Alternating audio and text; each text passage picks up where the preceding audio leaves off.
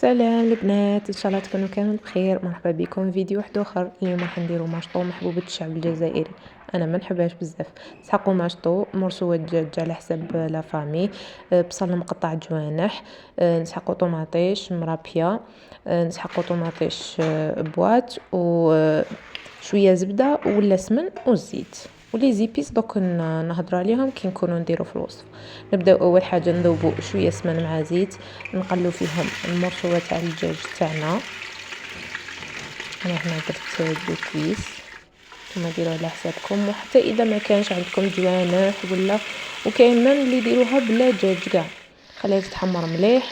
انا هنا لا كوكوط تاعي كتتلصق، نتوما ماذا بكم ديروها في حاجه ما تلصق لكمش.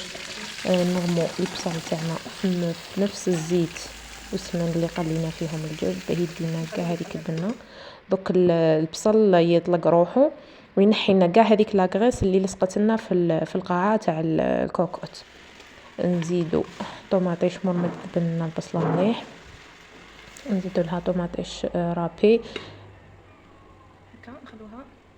ونخلوها تطلق روحها مع بعضها. من بعد ولازم ننزلوا غير شويه باش توابل برك ما تحطوش، نغلقوا عليها ونخلوها. في جهه واحده اخرى نجيبوا مقله نديروا فيها شويه سمن ولا زبده، شويه زيت باش ما يتحرقناش السمن.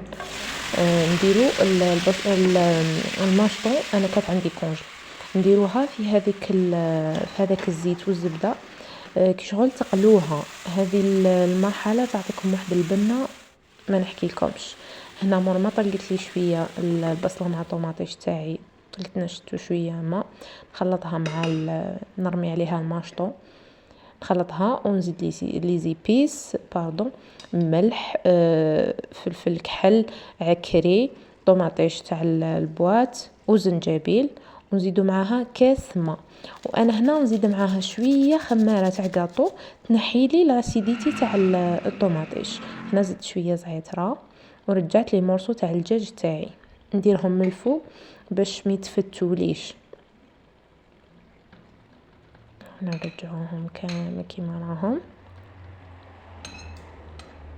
انا هنا الكوكوط ندبتلهم، نزيدو هذاك الجي تاعهم اللي نزل منهم كي حطيناهم، نغلقوا عليها ونخلوها تصفر. انا مانيش قاع نشوف يد التليفون ويد تحط في الصفار. وهنا مور ما طابت لي، شوف كيفاش طلقت لاصوص تاعها. انا رافقتها بلي فريت، كي عارفه شعب الجزائري كاع يحب لي فريت في كلش. وهنا مور ما سقيتها جات بزاف بنينه. وهذا هو عشانا، وبالصحه والراحه.